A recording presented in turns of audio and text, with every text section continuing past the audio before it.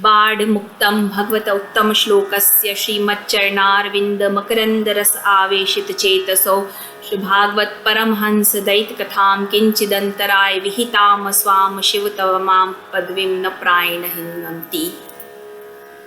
श्री गोकुलनाथ जी अपने इस 24वें वृषणामृत में आप आज्ञा करते हुए कह रहे हैं कि वैष्णवों को भगवत सेवा में अंतराय न हो ऐसा भाव रखना और इस प्रकार से थोड़ा भय अपने अंदर अवश्य रखना। देखो, वैष्णवों को भय एक ही रखना है कि प्रभु सेवा में कोई अंतराय ना हो। दूसरा कोई भय वो वैष्णवों को रखने की आवश्यकता नहीं है, क्योंकि निर्भयता वो तो वैष्णव का, देवी जीवों का प्रथम गुण है। तो यहाँ भय किस बात का रखना है कि देखो, जिस प्रकार से कोई प्रिय वस्तु होती है तो उसके लिए हमें कहीं ना कहीं थोड़ा भय अवश्य रहता है। उसी प्रकार के भय की यहाँ आप बात कर रहे हैं कि भगवत सेवा में हमारा कोई अंतराय ना हो, इस प्रकार का वैष्णवों को अपने अंदर भय अवश्य रखना चाहिए, क्योंकि सेवा वो हमारा सर्वस्व है, अतः उसमें हमारा अंतराय ना हो। देखो, सेवा हमें करनी है तो सेवार्थ यदि लौकिक, कुटुंब, पड़ोसी, देश, काल इत्यादि के जो भी तकलीफ हैं, कष्ट हैं, दुख हैं आते हैं, तो उसे सर्व दुखों को त्रिदुख सहनम धैर्यम, धैर्य रख के सहने हैं वैष्णव को। ऐसा जानकर कि ये दुख जो है वह तो हमारी देह संबंधी है, जैसा गुरु मुख से सुना है, श्रवण किया है कि वो बताते हैं कि एक वैष्णव इस प्रकार से जब भी कोई उनसे पूछता कि आप कैसे हैं, तबीयत ठीक है, तो वो हमेशा एक ही उत्तर देते कि बस श्वास की बीमारी है, बाकी सब ठीक है, तो जो है वो तो श्वास की बीमारी है। तो लोग क्या सोचते कि श्वास की बीमारी अर्थात होगा कुछ दम या अस्थमा इत्यादि, तो किंतु ऐसा कुछ था नहीं। वह जो ऐसा कहना चाह रहे थे, उनके कहने का तात्पर्य जो था, उसके पीछे का आशय क्या था कहने का, कि जब तक यह श्वास चल रही है तब तक ही सारी तकलीफ हैं, ये जो कष्ट है ये सब श्वास के हैं, हमारी श्वासें जो चल रही हैं उसके, इसीलिए दुख और सुख लगे हुए हैं। इससे मुक्त हो गए, श्वास छूट गई तो कोई दुख नहीं रह जाएगा। सारी खटपट जो है वो देह की ही खटपट है, तब तक ये है जहाँ तक कि हमारी श्वास है, तो वो रहेंगे ही। इसी प्रकार से श्री महाप्रभु जी यहाँ ये बात बता रहे हैं कि जिस प्रकार देह में श्वास है तो दुख सुख भी लगे हुए हैं, पर देह छूटने पर इनकी मुक्ति हो जाती है। उसी प्रकार संसार में जो दुख सुख है वह श्वास की भांति तो जगत में जहाँ जाएंगे वहाँ सिद्ध ही है, मतलब आएंगे ही। देह के जो धर्म है ये तो निभाने के लिए हमें निभाने ही पड़ेंगे, निभाते ही रहने होंगे, किंतु जब सेवा कथा द्वारा जब हम इसमें से बाहर निकल गए, सेवा और कथा के द्वारा श्री महाप्रभु जी आज्ञा कर रहे हैं कि जब हम इसमें से बाहर निकल गए, ये प्रकार की जो शैली है, ये जो जीवन शैली हमारी, ये जो शैली हमने अपना ली है, तो यही जो है सेवा कथा की जो शैली, यही हमारी मुक्ति है। श्री महाप्रभु जी आप ये आज्ञा करते हैं कि ये जो सेवा और कथा, यही जो है ये हमारी मुक्ति है, क्योंकि अब हमें तो इससे कहीं बाहर जाना ही नहीं है, ये तो निरंतर चलते ही रहने वाली है। इसमें ही हमें रहना है, इससे बाहर कहीं जाना नहीं है, इससे कुछ अन्य हमें प्राप्त नहीं करना है, क्योंकि साधनम और फल जो है वो यत्र एकम, एक ही है। जो साधन है वही फल है, जो फल है वही साधन है। हमारी सेवा में प्रभु का जो स्वरूप है, जो हमें सेवा प्राप्त है, वही फलात्मक है, और फल भी वही है और साधन भी वही है। इसलिए एक ही है। सेवा कथा हमारी निरंतर जो है चलती रहनी चाहिए। फिर आप आज्ञा करते कि चाहे हमारी देह छूट भी जाए, नवीन पुनः हमें फिर से देह प्राप्त हो जाए, तो ये ऐसी जीव को कोई चिंता नहीं रहती है। सेवा बस जीव के लिए है कि यही बात एक महत्व की है कि सेवा बस चलनी चाहिए। कृष्ण लीला कहते कि कृष्ण लीला सेवा, कृष्ण सेवा नित्य करके जगत सबे तृण तुल्य धराऊं, कि बस यह फीलिंग, यह अनुभूति, श्री महाप्रभु जी कह रहे एक बार यह अनुभूति हो गई, ये अनुभूति होनी चाहिए जीव को, कि बस यह अनुभूति आ गई तो वही उसकी जीव की जो है वो मुक्ति है। जैसे यहाँ कहा है कि तत् संसार दुखस्य निवृत्ति ब्रह्म बोधनम, ये सेवा जो है, ये सेवा में ये जो संसार दुख की निवृत्ति है जो बताई है, ये सेवा में यही अवान्तर फल है। सुख, संसार के दुख सुख जो है वो हमें बाध न करे, हमें लगे नहीं, मन में यही विचार करें कि जब तक ये देह है तब तक दुख सुख भी रहने ही वाले हैं। तो बस यही विचार करके हमें चलना है, धैर्य रखकर। दुख हुआ तो क्या हुआ, आप आज्ञा करते कि दुख आएंगे, दुख होते हैं तो क्या हो गया, सेवा तो हमसे बन रही है। बस सेवा जो है वह तो जन्म जन्म का कल्याण करता है, सेवा जो है कल्याण करने वाली है जन्म जन्म की। तो अलौकिक भगवत सेवार्थ यदि दुख पाते भी हैं हम, तो वह भी आनंद से त्रिदुख सहनम धैर्यम, सहन करना। किंतु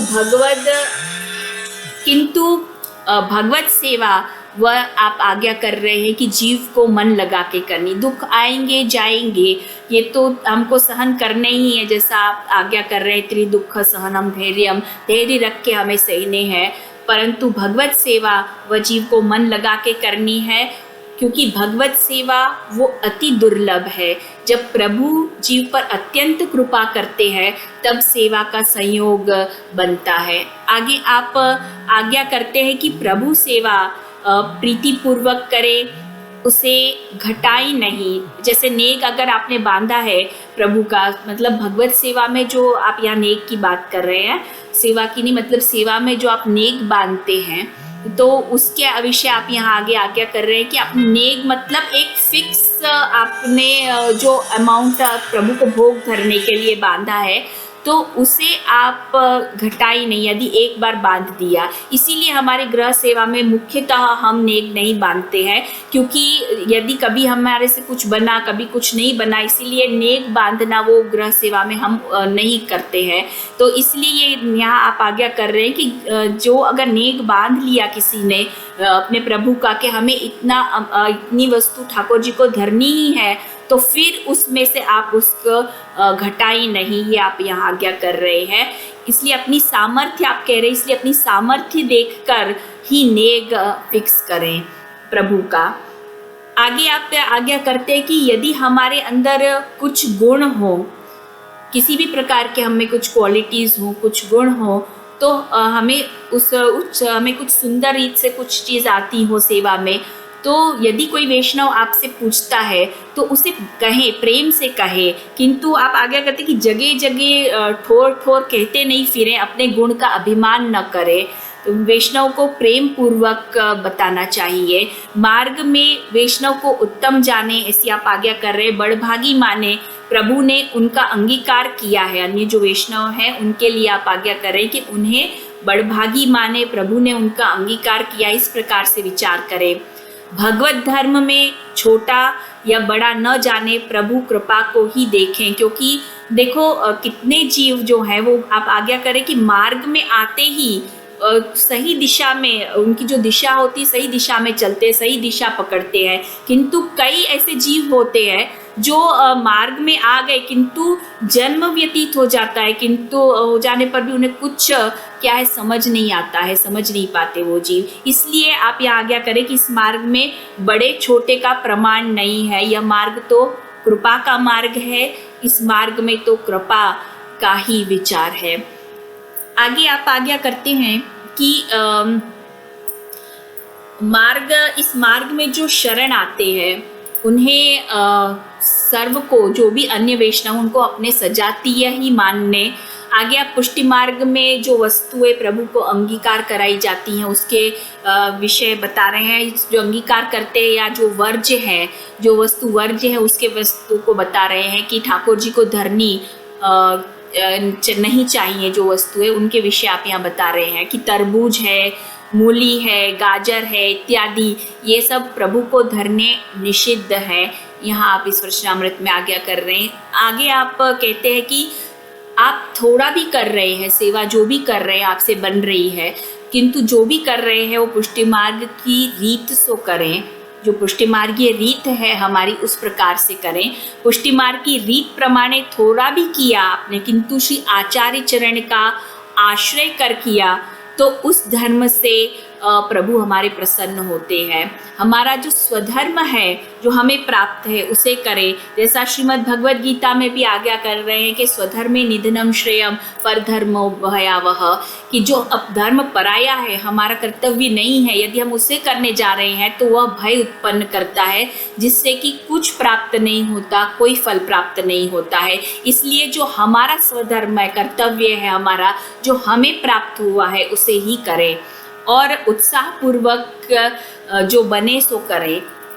और आप आज्ञा करते हैं कि प्रभु तो जो है वो क्या है कि क्या चाहते हैं, प्रभु को साधनों से कोई तात्पर्य नहीं है, क्योंकि प्रभु तो है वो बस क्या चाहते हैं, हमारा प्रेम भाव ही इच्छते हैं, चाहते हैं। प्रभु को तो मन से प्रेम भाव से की गई जो सेवा है हमारी, उसी की अपेक्षा रहती है, न तो कोई अन्य साधन संपत्ति की। जैसा कहा है कि नहीं साधन संपत्त्या हरितुष्यति करहि चित्त, कि प्रभु को कोई साधन या संपत्ति की अपेक्षा नहीं रहती, प्रभु उससे प्रसन्न नहीं होते हैं। दैन्य मेवे कम साधनम, जो है केवल दैन्य, प्रभु को जो हम प्रेम से सेवा करते, दैन्य से सेवा करते हैं, उसी की प्रभु अपेक्षा करते हैं। आपने सेवा थोड़ी की या ज़्यादा की, ये प्रभु नहीं देखने जाते हैं। आपसे थोड़ा बना या ज़्यादा बना, वो प्रभु सेवा में वो नापतोल नहीं रखते हैं। प्रभु सिर्फ ये ही देखते हैं कि आपने जो सेवा की है वो प्रेम पूर्वक की है या नहीं, सिर्फ प्रभु उसी की अपेक्षा करते हैं। तो प्रभु वो तो केवल प्रेम भाव से ही प्रसन्न होते हैं, रीझते हैं। प्रेम बिना रीझे नहीं, प्रेमी नंद किशोर, जैसा कहा है कि प्रेम के बिना प्रभु नहीं रीझते हैं। वैष्णवों का जैसा भाव होता है ऐसा प्रभु जो है वो अंगीकार करते हैं और उसी प्रकार का उसे दान भी करते हैं, जिस प्रकार का जीव का भाव है उस प्रकार से। तो आप आज्ञा करते हैं हमारे अंदर कुछ योग्यता हो ना हो, किंतु आचार्य चरण का आश्रय करें, सन्मार्ग की रीत से सेवा करें, तो उससे ही सर्व सिद्ध हो जाता है। श्री महाप्रभु जी का आश्रय करने से, मार्ग की रीत के अनुसार सेवा करने से सर्व सिद्ध है। मार्ग की रीत से सेवा और श्री आचार्य चरण के चरण कमलों का आश्रय, इन दोनों का यदि अभाव है तो भाव रूप फल जो है वो सिद्ध नहीं होगा जीव में। तद्भावे नवे भावी फल में तन्न संशय, जैसा शिक्षा पत्र में कहा है, 9वें शिक्षा पत्र में। श्री आचार्य चरणों के चरणारविंद का आश्रय कर भगवत सेवा करें, तब श्री आचार्य चरण भाव दान करते हैं। ऐसा आप श्री हरिराय जी शिक्षा पत्र में आज्ञा कर रहे हैं। जब भावात्मक रस में तद्रूप हो जीव, तब इस पुष्टि मार्गीय फल की प्राप्ति निश्चित होती है जीव के लिए, इसमें कोई संशय नहीं है। देखो, ऐसा श्री गोसाई जी प्रभु चरण भी अपने वल्लभाष्टक में आज्ञा कर रहे हैं कि स्वामिनी श्री वल्लभाग्ने क्षणमपि भवता सन्निधाने कृपातः प्राणप्रेष्ठ व्रजाधीश्वर वदन दिदृक्षार्ति तापो जनेषु यत् प्रादुर्भावमाप्नोत्युचित्तमिदं यत्तु पश्चादपित्थं दृष्टे अप्यस्मिन् मुखेन्दो प्रचुरतरमुदित्येव तच्चित में तत्त। जैसा आप श्री यहाँ गोसाई जी प्रभु चरण आप आज्ञा कर रहे हैं वल्लभाष्टक में कि हे स्वामिन, आप श्री महाप्रभु जी को, श्री गोसाई जी आप श्री महाप्रभु जी को स्वामिन शब्द से संबोधन कर रहे हैं। स्वामिन, देखो यहाँ स्वामिन शब्द का अर्थ क्या होता है? स्वामी तु ईश्वरः, स्वामी का अर्थ होता है ईश्वर, अर्थात ईश्वर यहाँ आप बोध कर रहे हैं, संबोध कर रहे हैं श्री महाप्रभु जी को। श्री महाप्रभु जी सर्वकरण समर्थ होने के कारण क्या हैं? आप ईश्वर हैं, अतः आप में सर्व सामर्थ्य विराजमान है। आप कृपा करके जो दान कर देते हैं तो जीव को सर्व सिद्ध हो जाता है। जैसा आप आज्ञा करते हैं कि वल्लभ अग्नि रूप श्री वल्लभ आपकी कृपा से एक क्षण में ही प्राण प्रिय श्री व्रजाधीश्वर जो हमारे कृष्ण है, श्री कृष्ण, उनके मुखारविंद के दर्शन की इच्छा, ताप, आरती जो भक्तों के हृदय में प्रकट हो जाती है, भक्तों में प्रकट हो जाती और सदैव बनी रहती है। ये आरती दर्शन होते हैं तब तो आरती होती ही है, दर्शन की आरती, किंतु दर्शन होने के पश्चात भी वो आरती सतत बनी रहती है। दर्शन उपरांत भी यही तो ये कह रहे हैं कि आपका जो है वल्लभ का अलौकिक सामर्थ्य है, आश्चर्य है। ये तो ऐसे अलौकिक मूर्ति श्री वल्लभ का आश्रय कर कार्य करेंगे, आप आज्ञा करते हैं तो सर्व उसी से सर्व कुछ सिद्ध है। तो ऐसे अलौकिक मूर्ति श्री वल्लभ है, किंतु देखो उनके इस ईश्वरीय रूप का, स्वरूप का ज्ञान साधारण जीव को नहीं हो सकता है जब तक वल्लभ की कृपा ना हो। जब वल्लभ कृपा करके जब तक ये जताए नहीं तब तक नहीं हो सकता। न तो प्रमाण बलेन, प्रमाण बल से ये संभव नहीं है आपके स्वरूप का ज्ञान होना। तो आगे श्री गोकुलनाथ जी आप ये आज्ञा करते हैं कि इस काल में द्रव्य और परस्त्री ये भगवत धर्म का नाश करने वाले हैं। जैसा श्रीमद् भागवत में भी कहा है कि काष्ठ की, वहाँ कहते हैं कि यदि काष्ठ की पुतली भी हो तो उसका भी संग नहीं करना है, क्योंकि चित्र, पुतली इत्यादि इन्हें देखने पर भी क्या है, मन में विकार उत्पन्न होते हैं। अतः पराई स्त्री का सर्वथा आप आज्ञा करते हैं कि त्याग करना, उसे काल रूप जानना चाहिए। आगे आप इस कृष्णामृत में आज्ञा कर रहे हैं कि जब उत्तम स्थानों या तीर्थों में, अर्थात तीर्थों में आप जाए तो अपराध का भय हमेशा रखें, क्योंकि देखो वहाँ जो तीर्थ हैं आज के, वहाँ पापाचार अपराध सर्व से अधिक हो गया है। वहाँ पापाचार अपराध आप कह रहे हैं कि वहाँ पे जब जाएं तीर्थों में, उत्तम स्थानों में, तो अपराध से दूर रहें, क्योंकि इस कलिकाल में तीर्थ का स्वरूप जो है वो सर्व से अधिक पापाचार युक्त हो गया है। जैसा श्रीमद् भागवत में भी कहा है कि अति उग्र भूरि कर्माणो नास्तिको रौरवाजना ते अपि तिष्ठन्तु तीर्थेषु तीर्थसारस्ततो गतः। ऐसा वहाँ श्रीमद् भागवत में कहा है, महात्म्य में अध्याय 1 में आपने वहाँ आज्ञा कर रहे हैं प्रभु के ये सब जो तीर्थ जो है उसका भी ये सब सार आज के समय में जाता रहा है। तो तीर्थों में ही ये सबसे अधिक दुष्कर्म होने लगे हैं। तो अतः तीर्थों में विशेष सावधानी पूर्वक रहे, क्योंकि यदि हमारे अन्य जो अपराध हैं वो तीर्थों में जाने से उसका निवारण हो जाता है, छूट जाते हैं हमारे अपराध। किंतु यदि आपसे तीर्थों में अपराध हो गया, यदि आपने तीर्थों में अपराध किया, तो तीर्थ में किए हुए अपराध वो वज्रलेप हो जाते हैं, मतलब उनका कोई निराकरण नहीं है। शास्त्र में भी उनका कोई निराकरण नहीं है। वज्रलेप का अर्थ है जिसका कोई निराकरण न हो, अर्थात इसलिए यहाँ कहा है कि अगर आपसे कहीं तीर्थ में अपराध हो गए तो वो वज्रलेप हो जाएंगे, फिर उनका कोई निराकरण नहीं है। इसलिए आप यहाँ कह रहे हैं कि वहाँ अपराध का भय रखे ऐसे उत्तम स्थानों में, तीर्थों में। आगे आप आज्ञा करते हैं कि पुष्टि मार्ग में भाव हमारा जो है वो कैसे दृढ़ हो।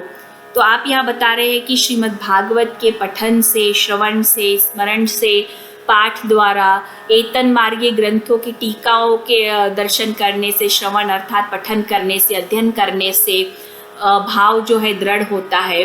अन्यथा आप कह रहे हैं कि प्रभु में मन लगाना वो अत्यंत ही कठिन है, क्योंकि ग्रंथ के बिना पुष्टि मार्ग का सिद्धांत आप कह रहे हैं कि ज्ञात नहीं हो सकता है जीव को। जब वल्लभ आचार्यों या वैष्णवों के जो भगवदियाँ स्वयं इनका अध्ययन करें, तभी पुष्टि मार्ग का की सेवा इत्यादि का अलौकिक ज्ञान जो है वो जीव को हो सकता है, संभव है। क्योंकि बिना भगवत शास्त्रेण, बिना भक्तों के बिना, संग के बिना भक्ति प्रभु में कैसे संभव हो सकती है, नहीं हो सकती। जैसा श्री गोपीनाथ प्रभु चरण भी आज्ञा कर रहे हैं कि भक्ति संभव नहीं है। जैसा श्री आचार्य चरण भी नवरत्न ग्रंथ में हमें आज्ञा कर रहे हैं कि निवेदन हो जाने के पश्चात यदि भगवदियों का संग न हो, जीव को यदि भगवदियों का संग नहीं हुआ, तो संग के बिना, श्रवण पठन के बिना ज्ञान जो है वो नहीं हो सकता है। और यदि ज्ञान नहीं हुआ तो प्रभु में प्रीति भी नहीं होगी, प्रीति भी संभव नहीं है, और प्रीति नहीं होगी तो प्रभु जो है वो प्रसन्न भी नहीं होंगे। तो इस प्रकार आप आज्ञा करते हैं कि कीर्तन, प्रभु की लीलाओं के गुणगान हैं, उन्हें गाए और सुनने में भी प्रीति रखें, जिससे हमारा जो भाव है वो जागृत हो। क्योंकि पुष्टि लीला के दर्शन जो है आप कह रहे हैं अष्ट छाप के जो कीर्तन है अष्ट छापों में ही है।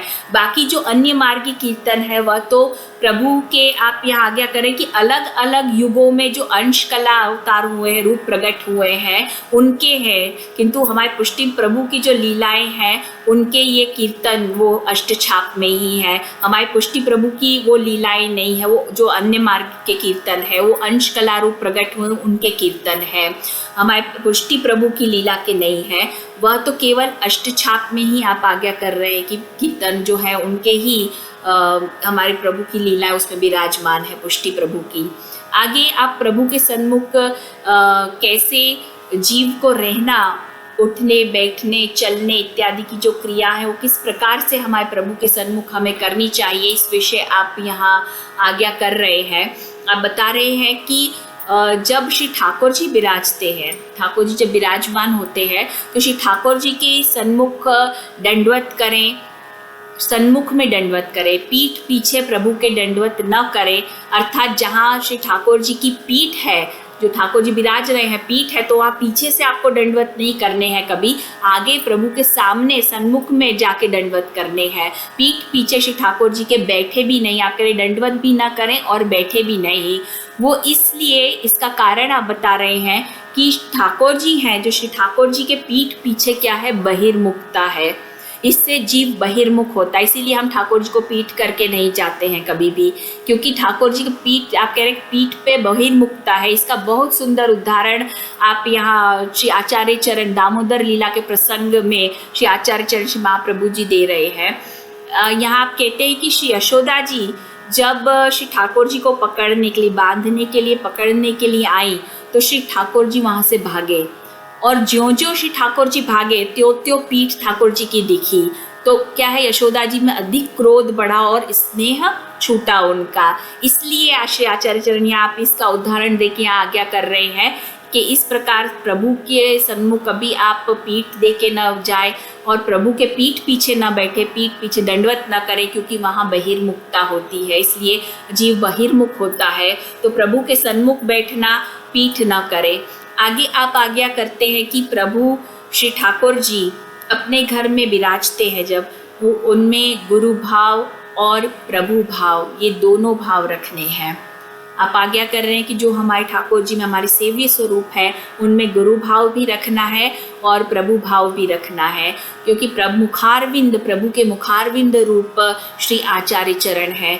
तो इस भाव से दोनों भाव श्री ठाकुर जी में रखें तो प्रभु से, क्योंकि हमारा प्रभु से जो है वो भावात्मक संबंध भी है, क्योंकि प्रभु के साथ हमारा जीव का भावात्मक संबंध है।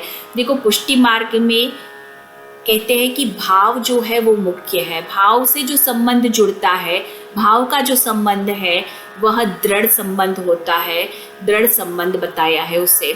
इसे आप यहाँ पे बहुत सुंदर लौकिक दृष्टांत से समझाते हैं कि देखो एक देह का संबंध होता है हमारा और एक जीव में भाव का संबंध होता है। ये दो संबंध होते हैं, एक देह से हमारे संबंधी होते हैं, एक भाव का संबंध होता है। जैसे बेटी जो है वो हमारी देह से संबंधी है और बहू जो है वो भाव संबंधी है।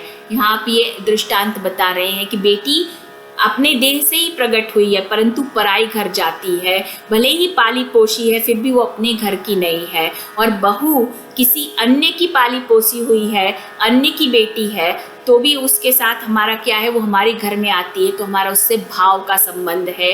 घर में आई, भाव संबंध से घर में आई है और फिर बाद में वो घर में ही उसका अधिकार होता है, मालकिन बनती है, उसका अधिकार रहता है। तो इस प्रकार से आप कह रहे हैं कि जो भाव के संबंध है वो दृढ़ संबंध होते हैं। तो भाव का संबंध जो है वो दृढ़ संबंध है। जैसे आप यहाँ उदाहरण देते कि यादव जो देह संबंधी थे प्रभु के, तो उन लोगों का क्षय हुआ, जो देह संबंधी थे उनका क्षय हुआ, और जो भाव संबंधी ब्रज भक्त थे उनको आपने रक्षा की, अपने में स्थान दिया, अपनापन दिया प्रभु ने। तो ऐसे ही श्री आचार्य चरण ने भी पुष्टि मार्ग में जीव को ब्रह्म संबंध करा, प्रभु से उनका भावात्मक संबंध दृढ़ कर दिया है। ऐसा दान श्री महाप्रभु जी, ऐसा दान करने वाले अदेय दान दक्षश्च मोहदार चरित्रवान हमारे श्री महाप्रभु जी हैं। श्री गोसाई जी प्रभु चरण ने बहुत सुंदर, अति सुंदर नाम की व्याख्या की है कि ऐसा अदेय दान देने वाले श्री हमारे महाप्रभु जी हैं। तो वैष्णव साक्षात पुरुषोत्तम को ही आप आज्ञा करते हैं कि अपना सर्वस्व माने, पति रूप जाने, सेवा में, स्मरण में तन मन धन से समर्पण कर पतिव्रत धर्म से चले तो प्रभु जो है वो प्रसन्न होते हैं। तो इस प्रकार श्री गोकुलनाथ जी आप कल्याण भट्ट जी को आज्ञा करते हैं कि ये जो भी सिद्धांत आपने कहे अत्यंत गोप्य है, अनन्य वैष्णव हो, भगवदीय हो, उनको कहें। या प्रकार आपने ये 24वीं आज्ञा श्री कल्याण भट्ट जी के प्रति की और यहाँ आपके ये 24 वृषणामृत पूर्ण होते हैं। इति श्री गोकुलनाथ जी कृत 24वां वृषणामृत संपूर्ण। श्री गोवर्धन नाथ की जय, श्री गिरिराज धरण की जय, श्याम सुंदर श्री यमुने महारानी की जय, श्री वल्लभाधीश की जय, श्री गोपीनाथ जी श्री गोसाई जी परम दयाल की जय।